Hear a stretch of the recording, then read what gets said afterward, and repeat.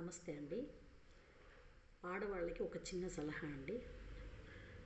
మనం ఎలాగో రోజు పూజ చేసుకుంటాం కదా ఇంట్లో, ఇలా ప్రతి మంగళవారం ఒక శ్లోకం ఉందండి, అది చదువుకోండి. అది మన మానసిక సమస్యలు కావచ్చు, ఆర్థిక సమస్యలు కావచ్చు, ఇంట్లో ఏదైనా చిన్న చిన్న గొడవలు కావచ్చు, ఇలాంటివి ఏ ఉన్నా కూడా ఖచ్చితంగా తొలగుతాయండి. నమ్మకంతో చేయండి.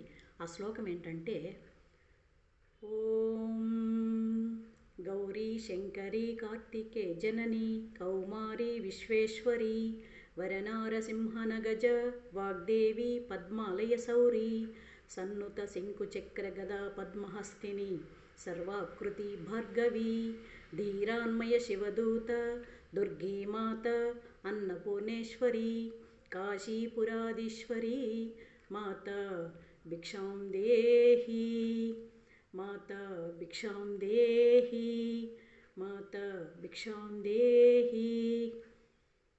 ఓం శక్తి. ఈ శ్లోకాన్ని చదువుకోండి, తప్పకుండా మీ కోరికలు నెరవేరుతాయి.